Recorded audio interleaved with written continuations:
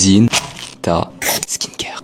Du saumon riche en protéines pour stimuler ton collagène. Avec ça. Alors, quand vous mangez du collagène, en fait, vous mangez un regroupement d'acides aminés. Mais le vrai collagène, c'est votre corps qui le fabrique. Oui, il y a les acides aminés principaux du collagène dans plein de protéines animales, et c'est pour ça qu'on va vous vendre des produits riches en collagène, entre guillemets. Mais votre corps, quand il va les assimiler, ces acides aminés, il va les décomposer exactement comme n'importe quel autre acide aminé. Donc, il va en faire l'utilisation qu'il en veut.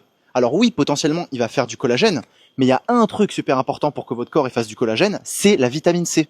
Sans vitamine C, vous pouvez manger 10 kilos de saumon, votre corps il ne produira pas de collagène.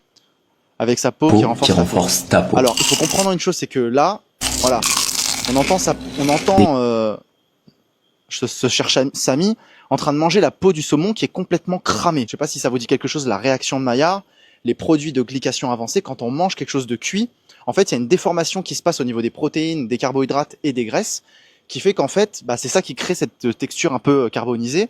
Et quand on mange, on va dire, ces produits de glycation, le problème, c'est que on caramélise nos tissus de l'intérieur. Bon, il faudra que je fasse une vidéo complète sur le sujet, on va enchaîner, mais en gros, manger une peau du saumon, même si elle a des nutriments, qui est complètement cramée, qui est complètement brûlée, ça fait tout l'effet inverse pour votre peau. Ça abîme votre peau, ça accélère le vieillissement cellulaire. La glycation, c'est un phénomène qui est vraiment terrible pour la santé. Donc non, pour l'instant, que ce soit le collagène ou au niveau de la peau du saumon, ça n'a aucune incidence sur la beauté de votre peau. Carottes crues pleines de vitamine A, c'est ton rétinol de l'intérieur. Des patates douces bien fondantes, c'est tes bêta-carotènes pour un teint plus uniforme. Avec ma sauce. Les carottes vitamine A et les patates douces vitamine A, alors ça c'est ça c'est vraiment intéressant. Je pense qu'il aurait pu s'attarder un petit peu là-dessus parce que le colorant. D'ailleurs, j'ai pas parlé du colorant qu'il y a dans le saumon. Le saumon, c'est un des poissons les plus riches en métaux lourds et qui est coloré. D'ailleurs, les Norvégiens, le plus gros producteur de saumon au monde, il le dit lui-même.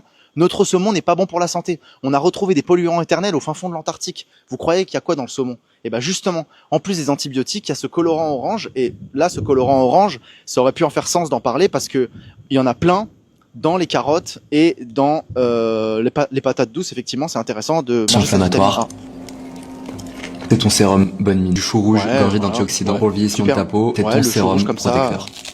À blanc, trop bien. Des tomates jaunes avec une sauce anti-inflammatoire pour apaiser les rougeurs. Des betteraves crues pour calmer l'inflammation. Ton sérum apaise du kimchi rempli de probiotiques, équilibre les bonnes et les mauvaises bactéries et renforce ta peau de l'intérieur. C'est ton sérum équilibrant. Elle est où la vitamine C? Des épinards riches en fer et en vitamine E pour oxygéner ta peau. C'est ton sérum contour des yeux. Et du kiwi plein de vitamine C pour booster ton éclat. Mange avec moi. Un kiwi au milieu de tout ça. Bon.